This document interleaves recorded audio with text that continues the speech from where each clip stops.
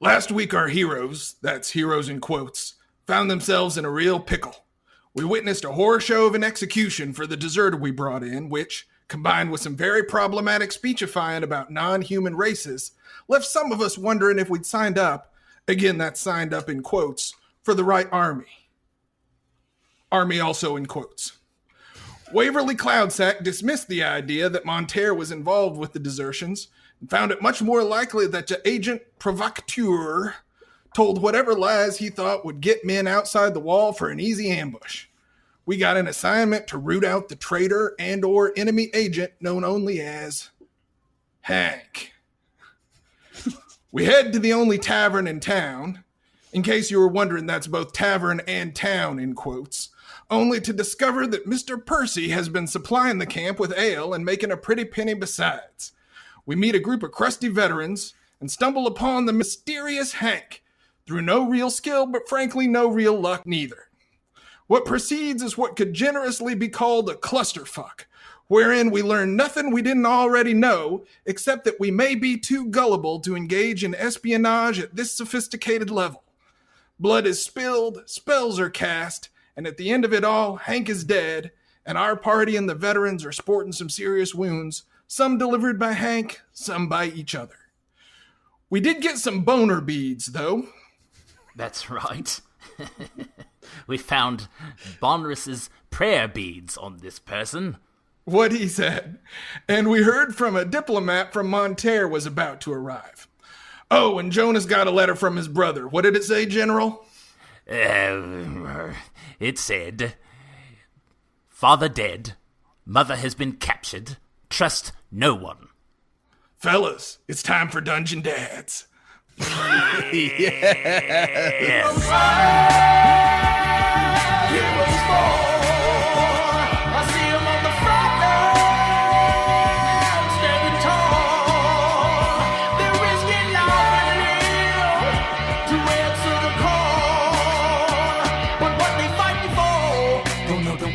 Just along for the ride, but everyone must stand. I'm gonna make sure I'm gonna win inside. All right, welcome to the Dungeon Dads podcast. As always, I'm your DM, Tom Blaylock, and I'm joined here by John Watson. Hello, ready to rock. Tim Carr. Hey, how's it going? And Sam Frank. Hi, everybody. Well-oiled machine here. Well-oiled machine. All right. Thanks for that amazing recap, Abel. So as we sit now, the Dungeon Dads are currently in Zabar's, and you've got a dead body here. Hank, you've gotten some information out of him. You had the veteran who was in Zabar's trying to figure out what to do, what do you want to do with the body, and you've heard that the Monterans are arriving. You've heard the horns of this, and as you sort of stand around looking at each other, there is already a knock at the door. Oh, hell. Damn it. Who is it? It's Sweet Lion. It's me, Sweet Lion. Cutchin Sweet Lion. Oh, that Cutch. kid. Cutch. I go and open the door. Okay. Cutch, I don't know if you got the stomach for this. Oh goodness, this is bloody in here. Even your shelves are covered. I've been spending some time with Percy. He's really not going to like that, Mr. Ionis. It's very nasty in here. Yes, I understand. I will clean it all up. This is, my dear Lord, I can't even understand. Well, I was actually coming over here as sort of part of my job is making sure that everyone understands our commander and that he's not quite the scary, nasty person that sometimes he seems to be. And I see that that's not going to be a problem with you all. You don't seem to mind that sort of thing. What happened here? Well, we tried to interrogate this person, and he attacked us. Oh, did you tie him up at least? How did he get free?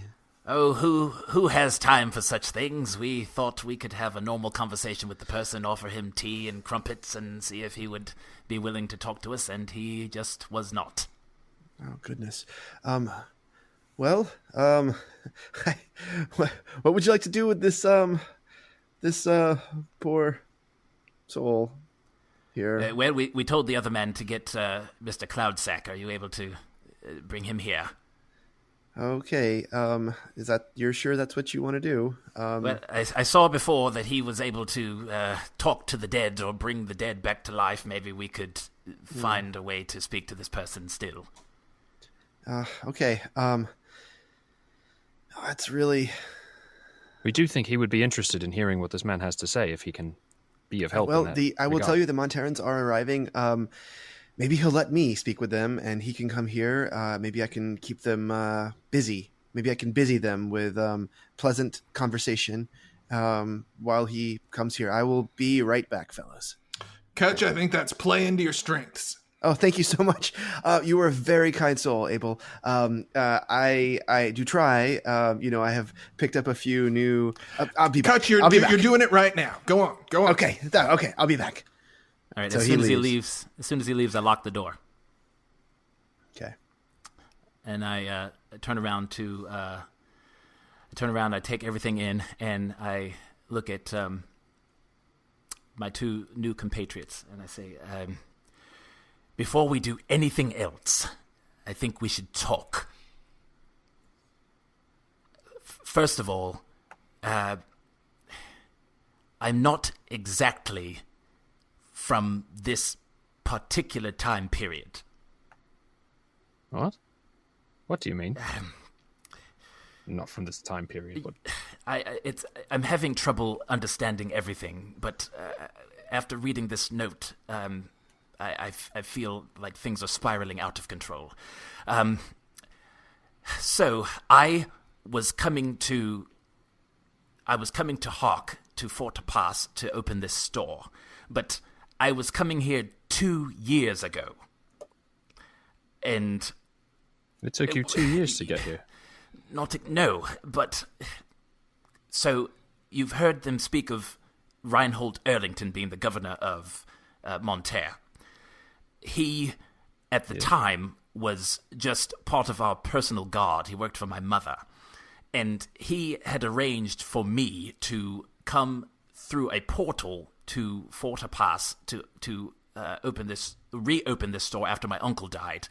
I walked into the portal with Mr. Percy, and when I came out, I found that it was 2 years later. They said it would only take me 8 hours, but it took me 2 years. And as I've come out, I found that my store had already been owned by my half-brother Schnobik, who wrote me this letter. I find that Reinhold Erlington is now the governor of Monterre, and my store's been run into the ground, and now there are a number of things that are happening that are beyond my control that I do not understand. What I've been able to piece together is that perhaps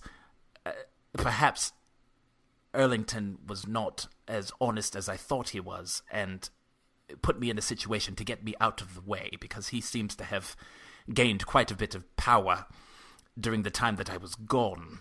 And now this letter has been written by my half-brother, Schnobik. It says that my father is dead.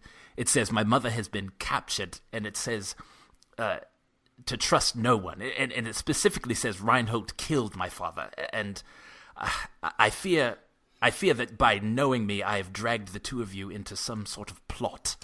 No, Tom, I'm going to interject here for a second. As a diplomat in Lakeshire, I probably would have heard of a change of regime in Monterre. 100%. So I should be able to, you have heard. I should be able to put a time frame on when all this. Yes, indeed. Yeah. So Reinhold took over about 18 months ago, right when the head of the Silverwind, the Silhavine household, died in fairly shady circumstances. Initially, Reinhold married the Silverwind wife, so that's going to be Jonas's mother. and she has since been imprisoned for about a year. Okay, so I will. Jonas, I think you say you somehow lost 2 years, so you don't know how old that note is. I do not. It has just been given to me. The other problem is the portal that I tried to tell you about before leads straight to Monterre, and Mr. Percy has been receiving ale and other items from the other side of this portal, which now, I thought it was my mother sending it to me, now I have no idea who is sending it to them, and to be honest, I have no idea where Mr. Percy's allegiances lie. I have a question for you, Jonas. Jonas? Do you often find yourself the victim of grand conspiracies? I don't. I will tell you, I was set to inherit a large sum of money, a large amount of property. And you didn't, but you were just about to. Well, so this is the problem. Monterre was attacked a few years ago, and there was... I get it. Would you say you feel sort of like the whole world is out to get you? Abel, I do not like where this line of questioning is going. So I would appreciate it if you would take the time. I'm very serious, and I am very concerned for your well-being. Listen, General, all I'm saying is... Hold on. Gentlemen. I will relay the timing that I'm aware of with Reinhold and his father's death and that stuff. All right. To Jonas, so that he can sort of put things into perspective a little better. Mm-hmm. But gentlemen, just let's not argue. There are some details, it seems, that are missing for Jonas, and I'll relay all that information. Okay, so great. Spare the podcast here. Dear Lord, he married my mother. Yes. And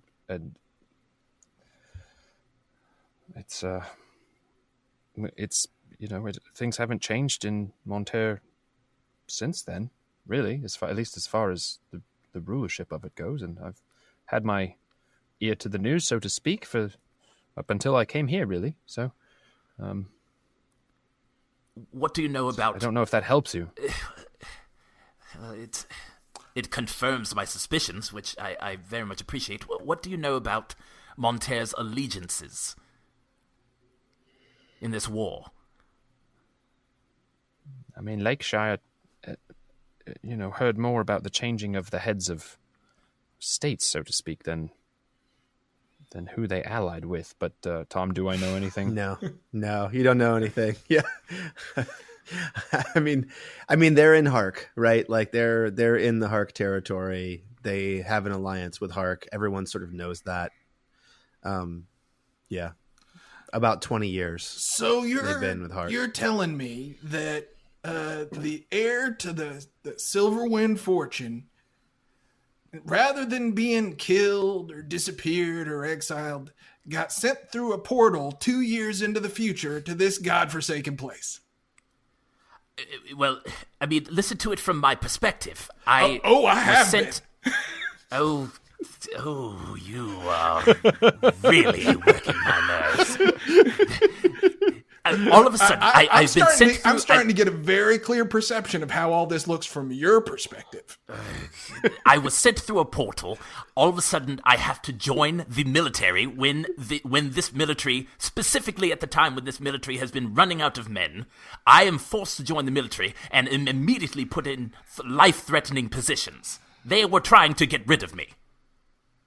But that may be true, but it does seem like it's a fairly roundabout way to get rid of you. I mean, if they sent you to a portal, couldn't they have just dropped you into a pit or something? To be completely honest, you're right. I do not know all the details. All I know is that when I disappeared, all of a sudden he took over. Sir. Yeah. Sir. Mr. Percy, yes? The ale is empty, sir. Can I come and replace it, sir? Could you give me 2 minutes, Mr. Percy? I just want to confer with my compatriots here, and then I will bring you some ale myself. Okay. And you hear him say, he's going to bring the ale himself, boys. Dear Lord, I've got business. I want to see him lift this keg. You're gonna roll it. It's gonna be all I go foamy. over to the keg. And I try to lift it. What do you want me to do? I mean, it's it's like 60 pounds. What's your strength? Yeah, I think. It's not 60 pounds worth of strength.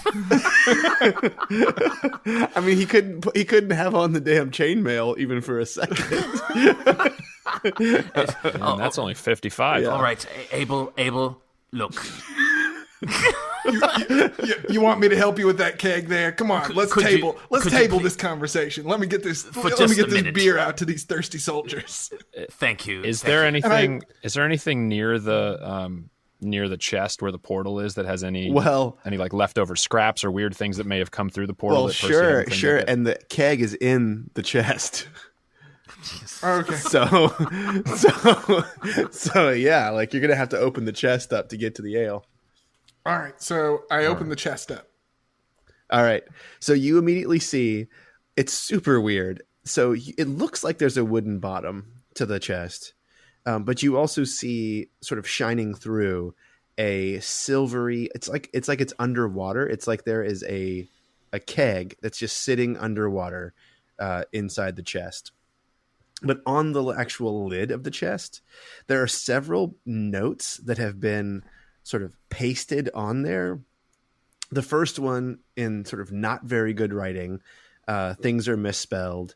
It says, to get chest shut up, press side east. To get chest to open Monterre, press side north. To get chest open to walkway, side south. Okay. It was Monterre, it was walkway, and what was the other one? And shut Oh, up. and Shut up. Something tells me we're going to need to remember that one. Right. So I just freaky ass freak. Shit. And I grab the keg out. I grab it out with one hand and sort of hoist it over my shoulder nonchalantly. So when you reach down to grab the keg, it's you reach into the liquid space, and you immediately recognize that it's sort of ethereal, ghost-like, divine. Freaky It doesn't- ethereal ghost. And you can pull it right out, though. And as you pull it out, it actually grows in size, like immediately after pulling it out. So it clears the side, and then it's like a regular sized keg when it pops out. You like lift it with one hand, and I'm like glaring at you. Yeah. I spin it on one finger like a basketball. Okay, I spin a gold coin on my middle finger. Okay, I need a DC 3 strength check for spinning it around like a basketball. A DC3. A DC 3. Okay, let's see here. I got it to 10. Okay, good. I didn't clear it by a lot. I sort of bobble it a little bit, and then Yeah, right. Yeah, he rolled a 6, which gives him a 10 because he's like a muscle bound priest. But I am breathing hard at the end of it. Yeah, right. And so I go and I open the door and I give the keg to Mr. Percy. All right. Oh, thank you, Abel. I thought these men were going to be very upset after all the hubbub and the 3 men passing out on the side. Everyone says the ale must be great if they're passing out like that, but no one else is passing out. I don't know what to tell them. It's not that strong. Tell them whatever you need to tell them to sell more, Mr. Percy. If they think it's great and it's strong, go ahead. Go right ahead. Mr. Ionis, do you think you could drop one of them spells on them again at some point? Just make a few of them knock out themselves? I think that would work wonders for us. After I sit down and rest for a minute, yes, I would be glad to do that. All right, so give me a few hours and maybe I'll be able to do that. Yes, he sure. goes out and taps it. And you do see a bunch of... so, Abel, you're the only one out there, right? Yeah. So you see a bunch of Hark troops sort of going over to the gate. Guys who were sort of off have made their way to this very, very tiny little towers that are adjacent to the gate. But the gates are not open yet. So, but you do get the sense that they are preparing to receive someone. Well, here comes trouble. Yeah. I mean, I just assume. So I go back inside. What are we going to do with this stuff? And stuff, I mean the mortal remains. We think Waverly Cloudsack's coming, right? Hopefully. Yeah, he's on his way. We should leave it the way it is so that we can explain what happened. Mm-hmm. Okay. And the veterans, they took off, right? They took off. They're actually going out to the gate. Okay. Yeah. Beanpole waves at you one last time. Thanks again for the cure light wounds, buddy. See you later, you stringy son of a... Yeah. Filnir, could you watch the door for a moment? I need to talk to Abel in private. Oh, yes. Are you two going to be able to get along? We will be fine. It's fine. All right, just as long as it's amicable, I will step outside. No problem. You don't have to go outside. Just watch the door. Oh, no. Okay. It's like a 10 by 10 room. Phil near. Like Earmuffs, Phil near. It's like in an elevator and someone just like turns around to look away from the group. I thought we were in my store. This is the Your store's tiny, man. Oh, Yeah. Jesus Christ. Yeah. Yes, Filnir. We will wait. Yes, please wait by the door. We'll join you shortly. Wait outside. Oh, all right. I grab. I'll step outside. I grab Abel, and I say, "Listen, whatever your thoughts are towards me, I just need you to listen to me." And I hold up the beads, and I say, "These beads belonged to our cleric, the cleric of the Silhavin household. And because my father has died, it means that cleric has been released from service. So yes, these beads do bind a person to a Silhavin noble, but if in the wrong hands, they can also be used as a weapon against a Silhavin noble. And since you are the only cleric I know, I want to petition to you to please wear these beads. Think of it this way. Yes, in the past, it has bound you to the service of a Silhavin, but since it's... I understand, it is ridiculous, I understand, but with things that have been happening recently, my life has been turned upside down. And if you wear these beads, I will be in your service. And if ever you have these beads and you are around me, you will want for nothing."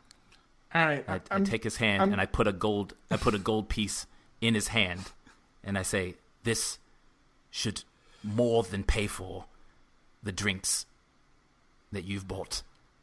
But think of it as a symbol of my bond to you. If you are with me, I will take care of you, and I will be in your service, sir." I roll an insight check to see if I believe him about the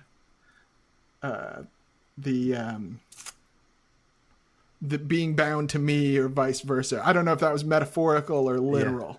But do I? Yeah. So I roll. So what'd you get? What'd you get? 16. Do I feel like he's telling the truth? So your insight is correct. John, is he right? Are you pledging yourself to him? I am pledging myself to him. Okay. So you think that he is telling the truth?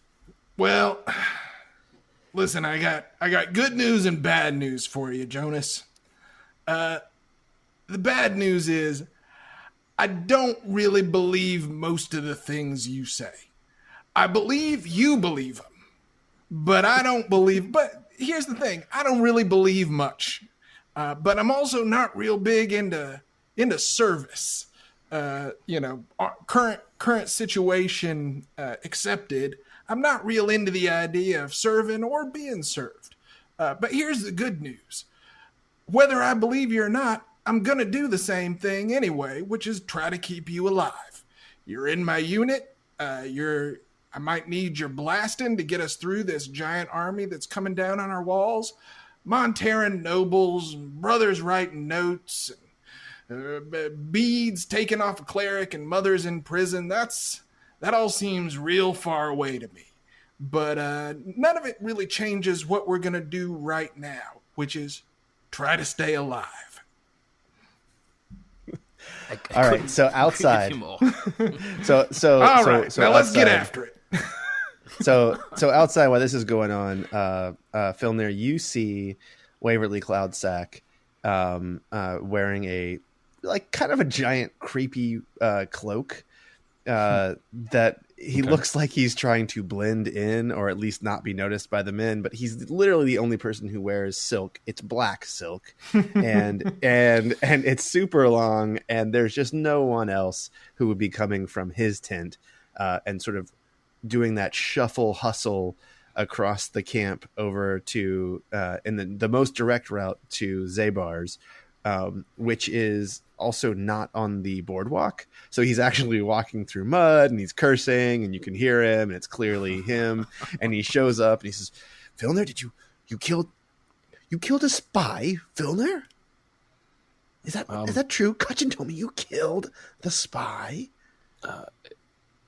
Yes, it was partially in self-defense, but why don't you come in, sir? I think there's a better place to discuss it. Is it done? If this was in fact Hank, I believe so. We are not sure all of his confessions were truthful, but we are hopeful. Well, Come in. Wait, before we go in, will you willingly submit to my touch? Just quickly, I want to touch your head the way you did when I did when you first enrolled in Hark. Would you mind if I'm just going to put my hands like so on your face? Is this okay? I'm just going to my thumbs over your eyes. Just close your eyes. Is this okay? Okay, sir. All right.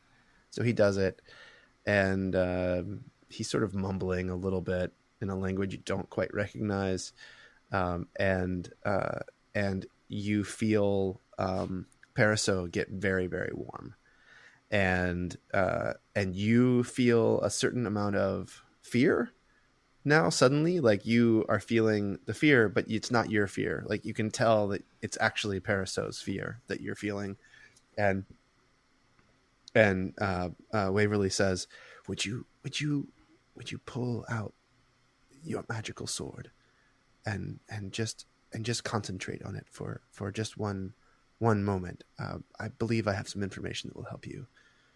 So Filner does that. All right. He says, the man that you're seeking is not anywhere near us now. But there's another man that holds something else that Paraso wants very badly, who has been working very hard to keep it a secret. You must find the druid who is with the deserters, and he holds a staff, and the staff is covered with symbols, and the symbols are hiding themselves, is helping hide the staff from Paraso. Okay.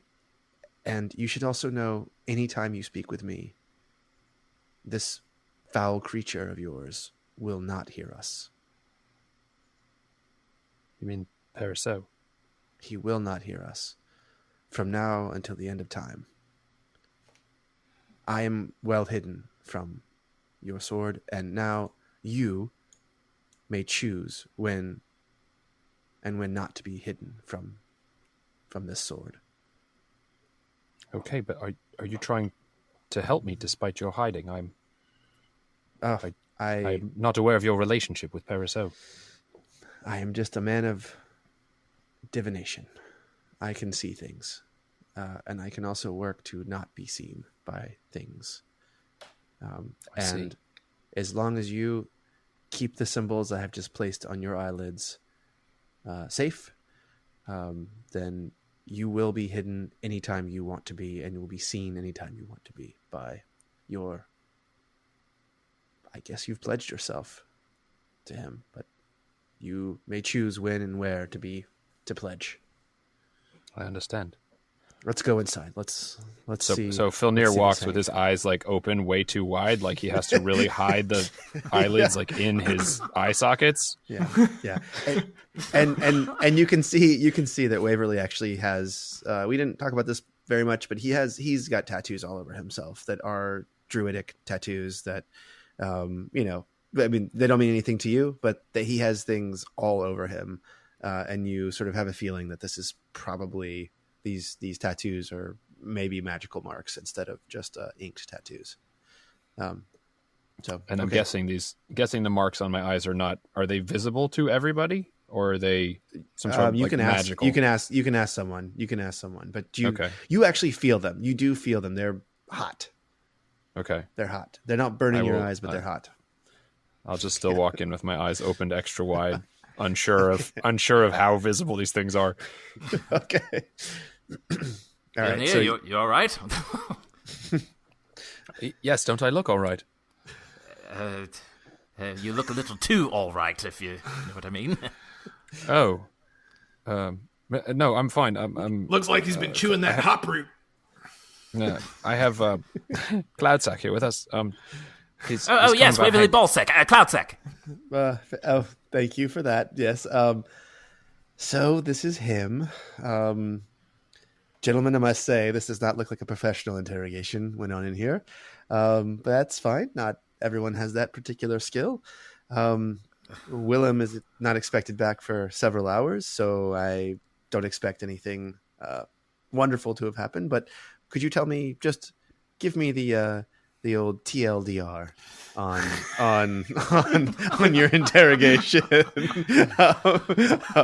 Well, we caught him, and I kind of looked down at the floor, and then very good. And then we thought he was nice, and then he tried to kill us, and we killed him. Well, these things happen, Abel, as I know you know. Okay, well, let's collect some of his blood. I should mention, it turned out he wasn't nice at all. Thank you for that. That's wonderful. Let's collect some of his blood. Who made the killing blow upon him? It was Ionis. Ionis. Okay, so Ionis, I am going to ask you to spill a tiny bit of your blood here on this dagger that I have with his blood on it, and so he sort of like coats that in blood. And are you going to give him some of your blood? Why the hell not? I feel bad that I Don't worry, I'm not making a golem of you. In for a copper, in for a gold. Can we ask what you are doing, sir? We have very little time to speak with him.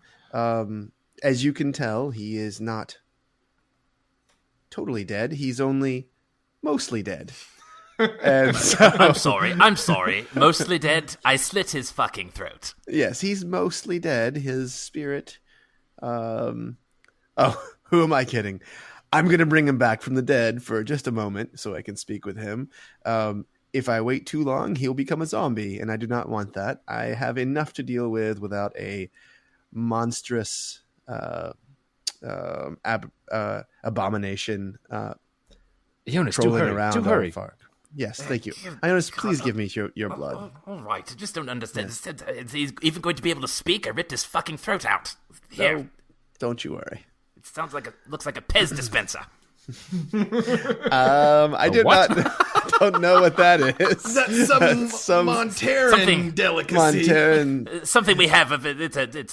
It's from the past. Contraption. It's from the past. From a few years ago. You wouldn't know that. All right, so it's funny because I think I had one of those with the head of Torm on it. So Abel, you sort of, it's really weird for you because you have seen people cast various reanimation spells before, as sort of divine interventions from various not so wonderful gods, and he's doing a ritual that is almost identical to what you would do as a Tempest priest. If you back to the wall, you have to raise dead, and you sort of have that knowledge of how to do this. And he's doing exactly the same thing, but he's sort of tapping into the weave of magic that's all around. This is the arcane, but you do get a sense that he is playing with things that are sort of way outside the normal wizarding world, and sort of definitely tapping into the divine. He sinks the dagger finally into the kneecap, and he sort of like starts to pop the kneecap off from this man, and he pulls it out, and you expect it to be hard as bone, and he just takes his hands and he closes around it, and he crushes the kneecap as though it were 1,000 years old piece of like sand, and it just sort of spreads over this body. And as it does, the crushed bone sort of has a little bit of a yellow light, almost like a dancing light spell. And as soon as it does, it sort of goes completely dark in this room. Darkness. It's like no one can see anything. And and Waverly says, "Very quiet now. Just very quiet now. Hank. Is that your real name, Hank?" Yes, that's the name my mother gave me. Hank, this is very important. The Monterans are coming. Did you have any dealings with the Monterans? Oh, no. I work for a gnome. I work for a gnome on Pantherback. And, okay, a gnome on Pantherback. Does he have a name? And no one knows it. To know his name is to know how to end his life. Okay, that's not very useful. Okay, so I have time for one more question for you. Will the gnome invade, and do they know about my tower? Tower, yes, your tower. Very clever. And as he says clever, the lights start to come back on, and the darkness sort of lifts, and you see that the table is now just a pool of sort of melted flesh and blood.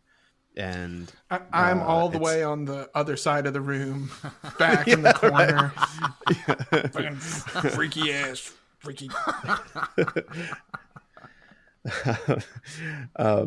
And I'm like staring. I can't believe that he actually spoke. Like, how the fuck? Yeah. And Waverly looks at you and says, "You have the capacity to do these wonderful things as well, Ionis. And stick with me, and I will teach you anything you want to know." And he snaps his fingers, and you see that the room begins to clean itself. And he snaps his fingers, and he snaps his fingers, and he snaps his fingers, and the sheets from the scrolls are clean, and the blood has formed a small cube, a small red cube that looks like amber. And he reaches down and he puts his finger in it, and he pulls his finger out. His fingernail on his pointer finger is missing, and it's now encased in this blood cube of amber. And he picks it up, and he walks over to your chest, Ionis, and he touches one of the sides of it, and the chest says, "Charity, sanctuary, you bring a gift, Waverly?" "Yes, of course I bring a gift, Chest. Every time I bring a gift." And he puts the amber cube in the chest, and the entire insides of it turn to red velvet. And he closes the chest, and he says, "Shall we? The Monterans have arrived." Did we notice which side of the chest he I was touched? just about to ask the same thing. Yes, to the he touched the left side, and you all see that there is something like a button there. The west side? Yes. Okay. Okay, so the back of the chest is facing north. Yes. Got it.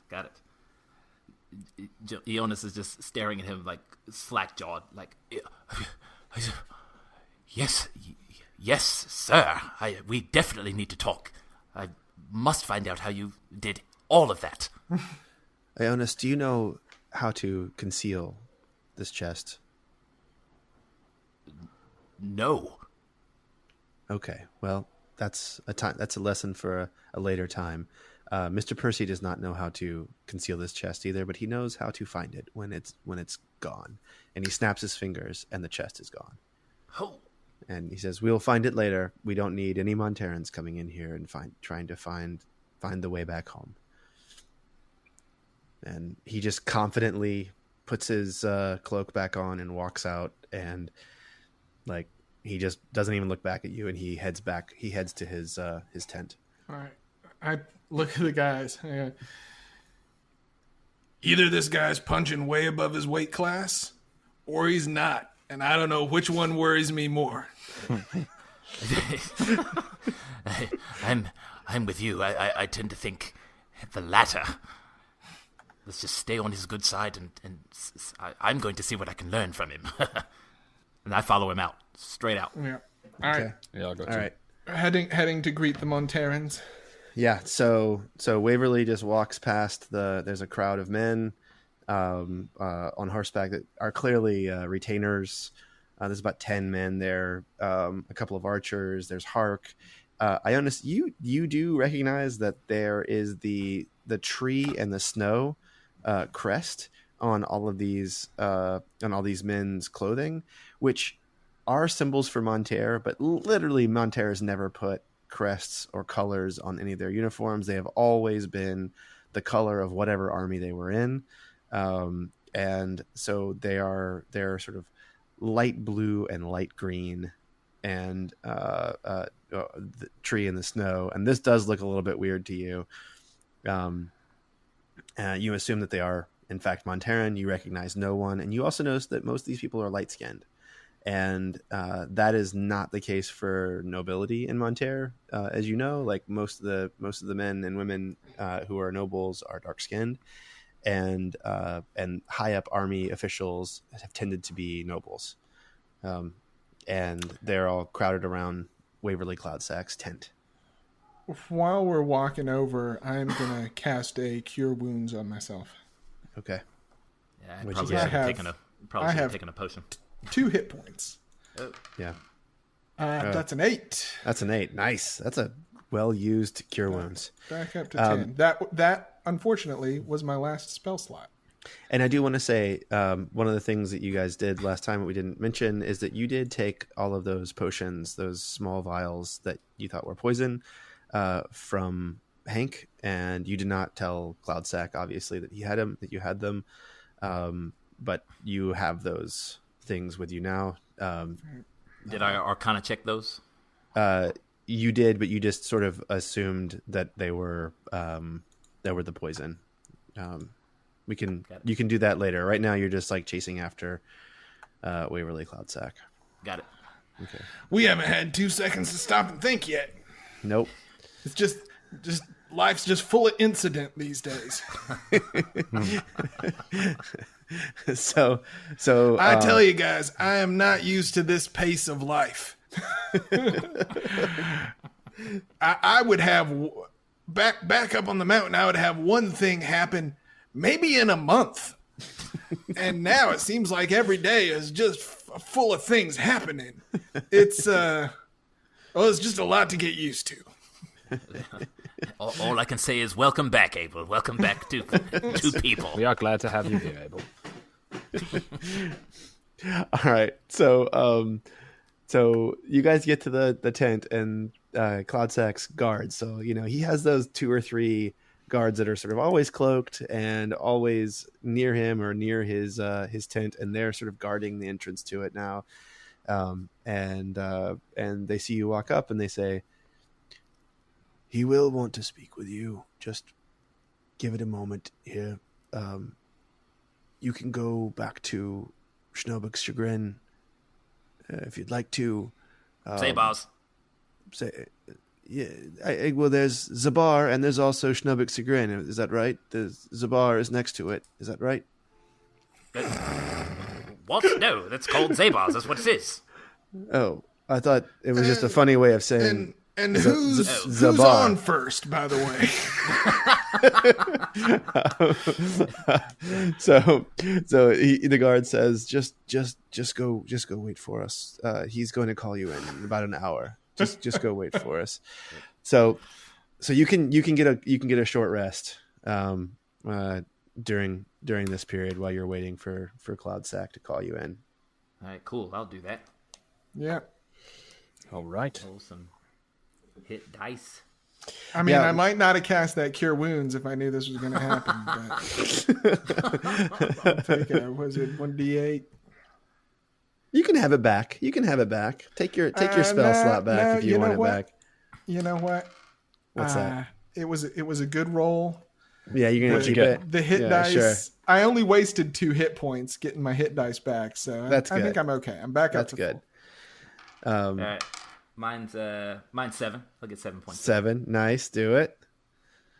I'm good. And how about you, Philner? You get like real stuff from short rest, don't you? I get my Hexblade's curse back, but I haven't. I've been stabbing things, so I haven't really used any. Yeah, no spells. Okay, I get a spell slot back.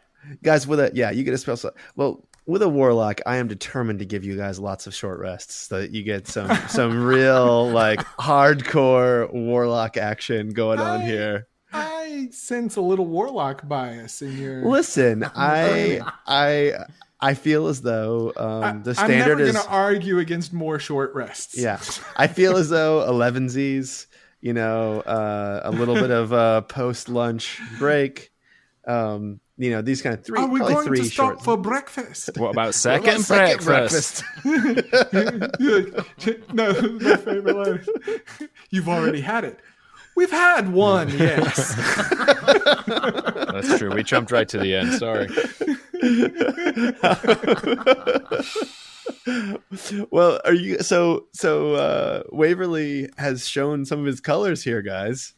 Dude, Who in the heck is this person? My lord. yeah, he's pretty wild. He's into some dark shit. You've got last episode I was stunned to silence. Zombies chopping their heads off and stuff. And now he's turning the lights out and crushing bones in his hands and spreading them. I'm like, what is happening? What books have you been reading? All right, let's stay on topic. You know, everybody. I get the sense that he treats the warp and weft of reality as mere playthings. Well, shall we? Yeah. Let's do it. Actually, Vinay knocks on the door this time, and he says, "Hey guys, wow, you really cleaned up in here. This is surprising. You hit that carotid artery pretty good with your knife. This is not what one would expect." Hey, you cannot be anyway. a store owner without being able to clean up a little bit. I told you I'd take care of it. Sure. So apparently the commander wants to see you in his palace, and he sent us to come and get you. Watch yourself in there. That's all I gotta say. That's a freaky tent. That's all I gotta say to you. Any idea who the God damn commander's real name? Waverly Cloudsack is the commander. Oh, That's his our name. commander wants the.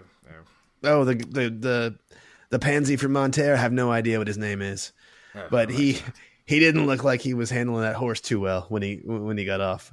I mean, guy looks he looks pretty damn old. He looks like a sack face, like you, brother Abel.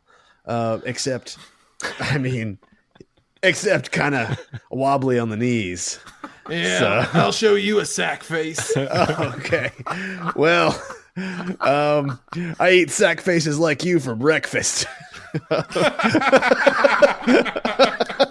You eat sack faces for breakfast? Listen, I'm gonna give you a little credit Wait a there second. because at least you tried. All right, at least you tried. All right.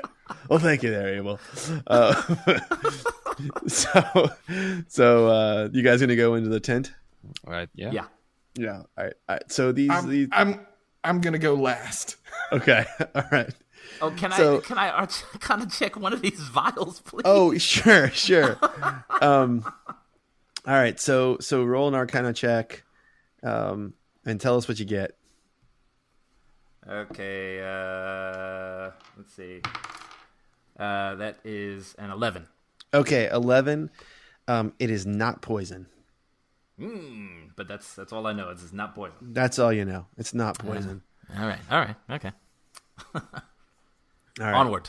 All right. So you arrive at the Cloudsack tent, and the two of the guards sort of just open the flaps up, and when they open the flaps up, you see that there is a large wooden door with a brass knob in the middle of the door, sort of European style, and so they reach in and they turn it open, and it sort of opens up. These doors are about 10 feet high. Also, like, these are giant doors, and you walk in and you come into a building made entirely of stone.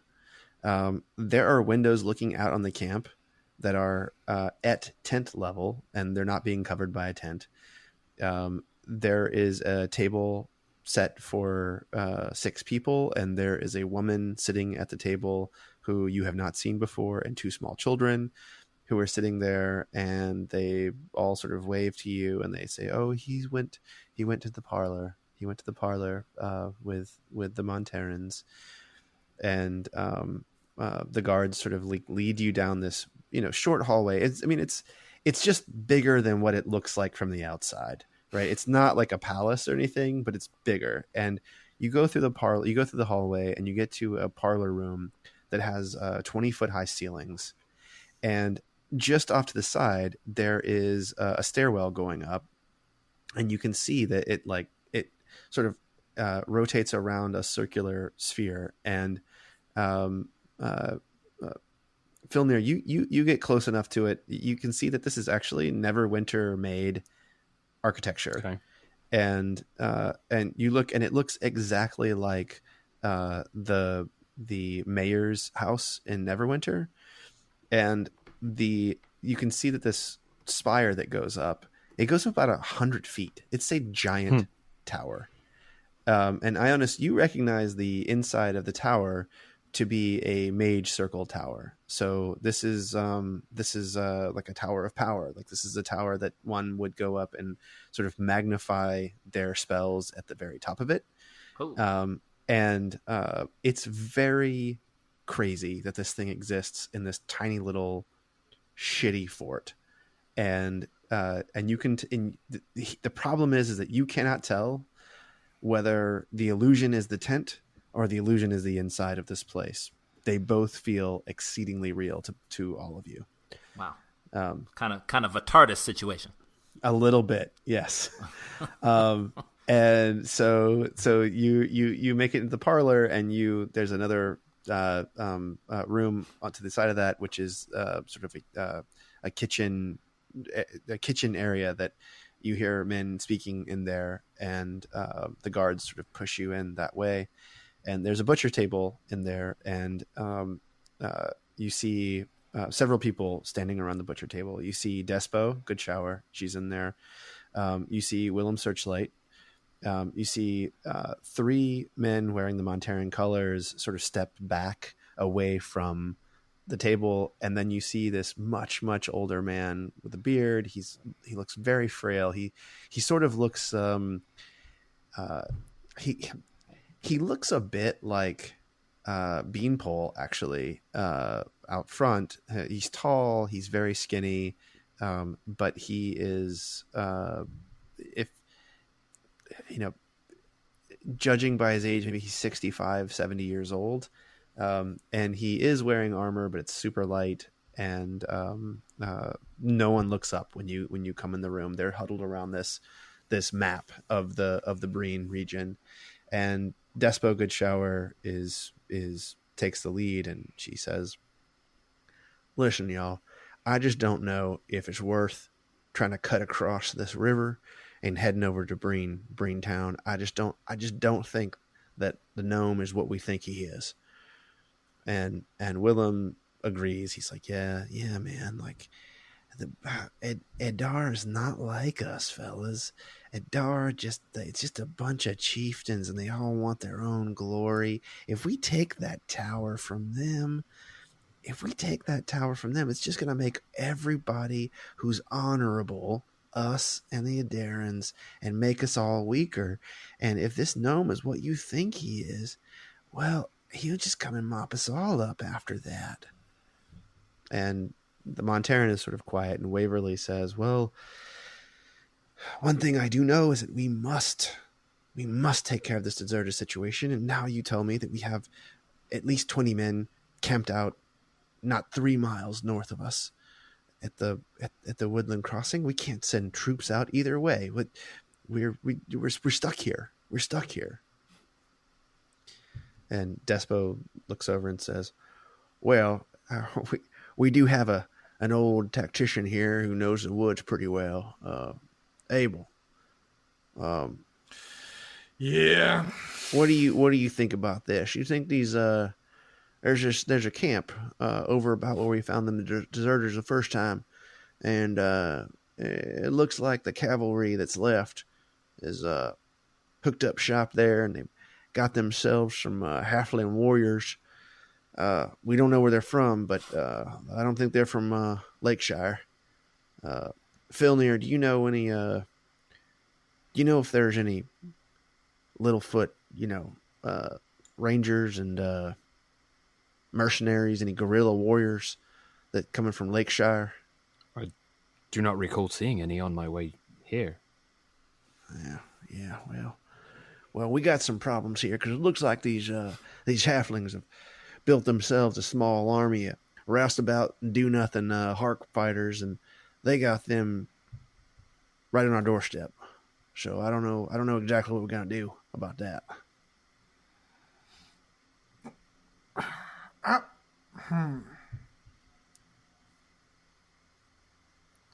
I'm not sure if I don't understand in character, if I don't understand out of character.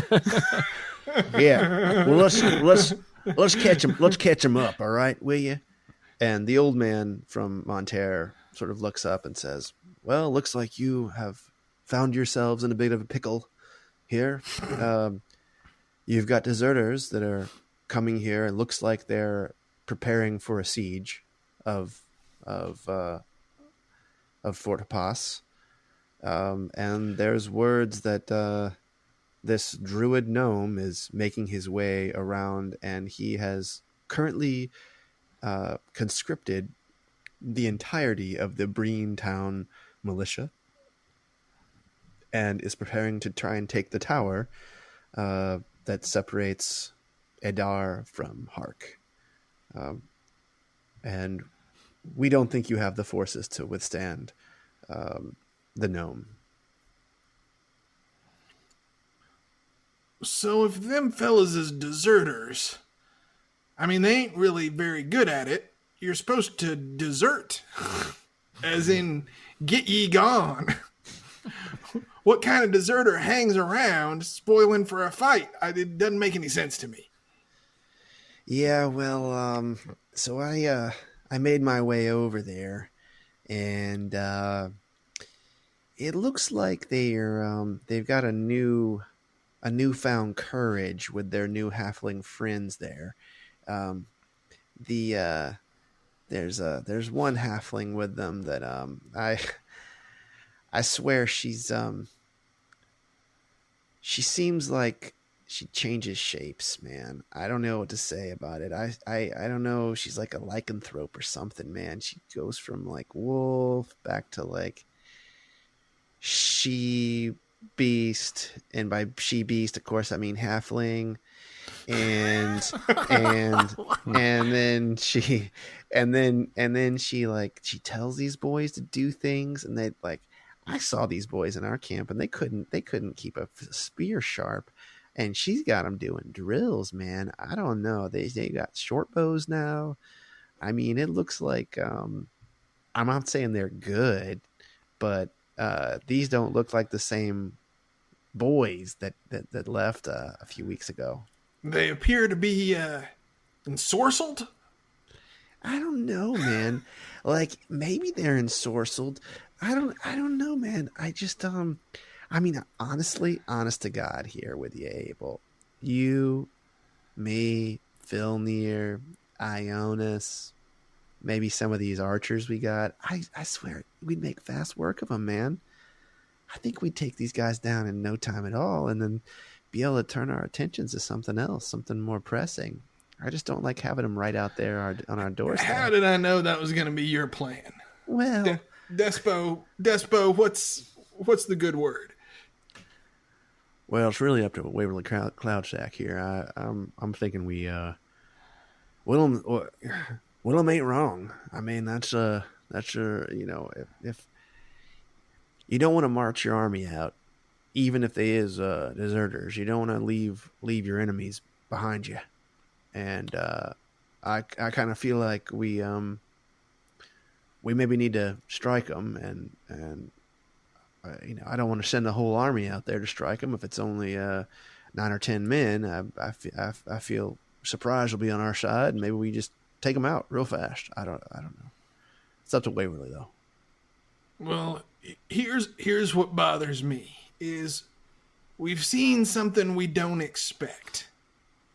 And when you see something you don't expect, it means there's something you don't know. Yeah. And right now, I'd say we've got some known unknowns, and not to mention unknown unknowns. And our known knowns are running thin. Are we still talking about gnomes? I don't. Yeah. We also have some known gnomes, Well, but there may be unknown gnomes. All right, Abel, don't get lost now. Don't get lost. And known unknown gnomes.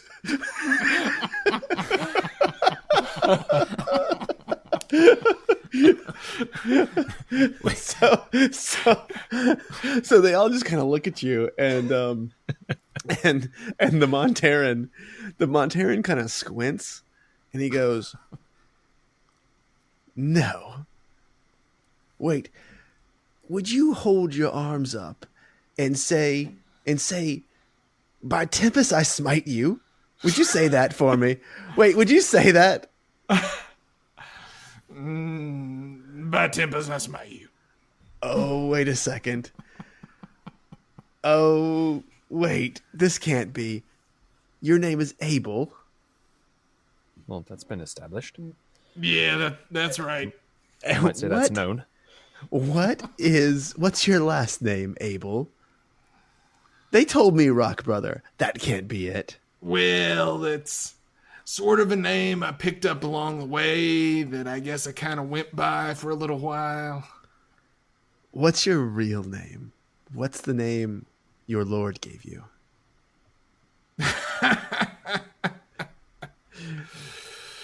Well, I mean, what is a real name? That's a philosophical question, but yeah, people did know me for a time as Abel of Tempest.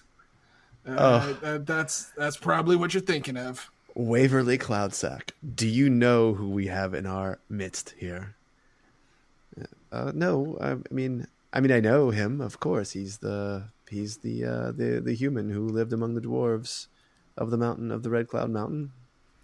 No, this is the most fearsome priest of Tempest I have ever seen in battle. 25 years ago, you were fighting against Gozlan for the side of Robert Hark, were you not? Robert the First, not this pretender we have now. Is that true, Abel? Yeah, it sounds about right. I mean, if I'm going to be real honest with you, they all sort of blend together after a while. Well, you'll be happy to know, or sad to know, that I was fighting for Goslin at the time, and I watched my men cut down half a platoon, and you spoke one word, and they rose back up, not as zombies or skeletons the way Waverly Cloudsack here would have it. I watched you bring those men back to full life, and I watched you urge them on to even more glory than they would ever dream of having. I watched you call down fire from the sky. I watched your skin turn to stone and swords bounce off it like it was nothing. What are you doing here, Abel of Tempest? I turn around to the guys. I go, I used to be a bit of an asshole. I mean, you know, fighting and stuff. Abel, do you know I saw your spear at the Waterdavian consulate in in Lakeshire? Now, you know what they're calling it over there? You will never guess what they're calling it. They're calling it Hope's Point. Hope's Point. I saw it and I said, that is Tempest's prick if I've ever seen it in my life. How did you come to give up Tempest's prick? Seeing you with your hand wraps around Tempest's prick was a sight to behold. At this point, Jonas is just... He's dying laughing. It was a little embarrassing. I did tell you I wasn't always the humble, personable man you see before you. Unfortunately, Tempest and I are... Well, let's just say our relationship has gotten a little fractious. Well, I understand that. Tempest is a foul god. That's true. Is it getting a little rough with you, Abel? Oh, Jesus. I've just realized what's happening here.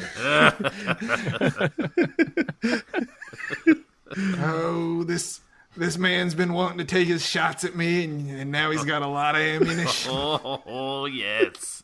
Oh, was it a little bit of a one-sided relationship, Abel?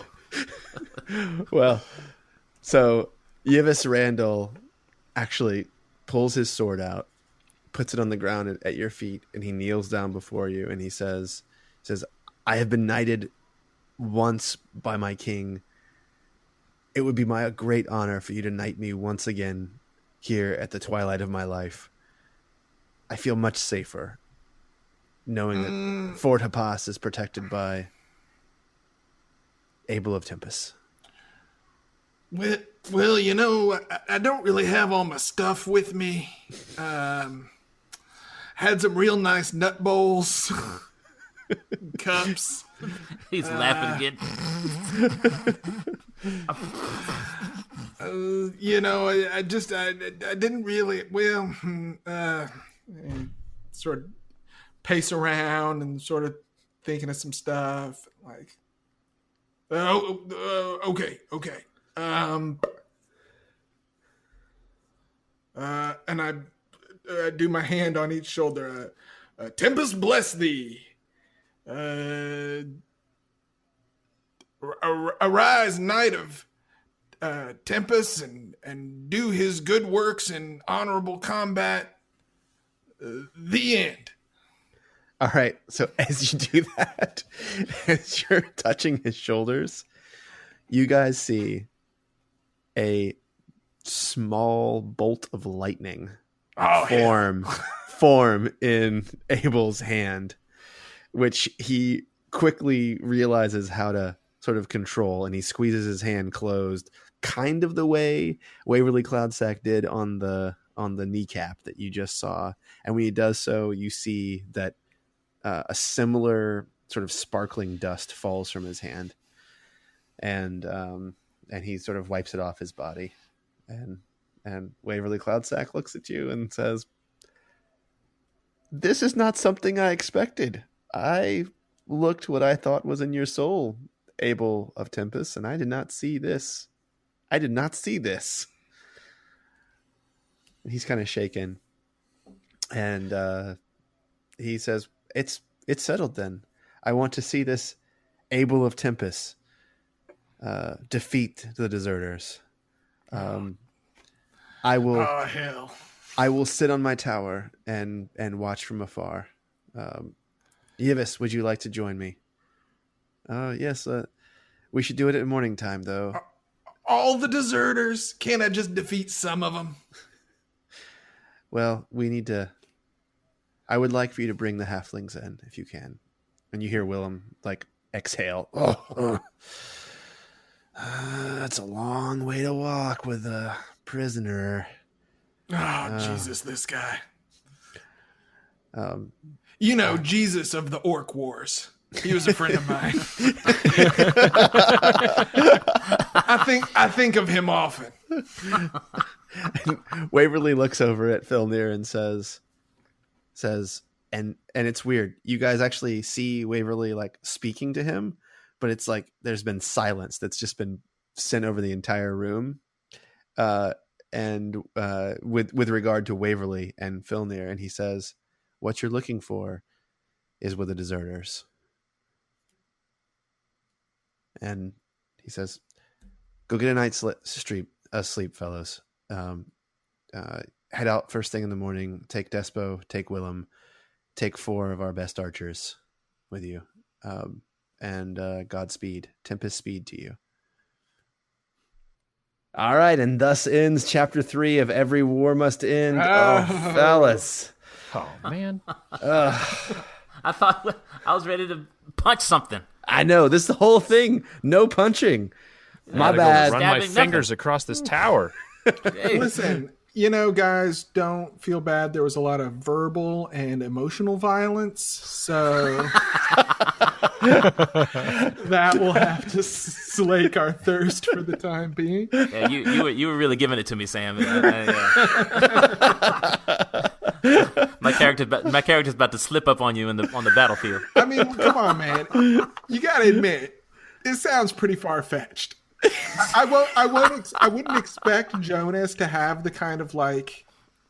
I mean, I think it works because he's not very self-reflective. Is that the word that I'm looking for? Yeah, sure. To just like everyone believing what he says, and this is the way things are, and of course this is the way things are because this is what I'm saying they are.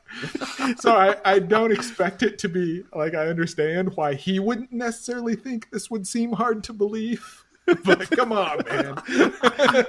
You guys, it's just excellent. I'm just so happy with how real these characters are. Oh my god. Oh man. Well, this is it.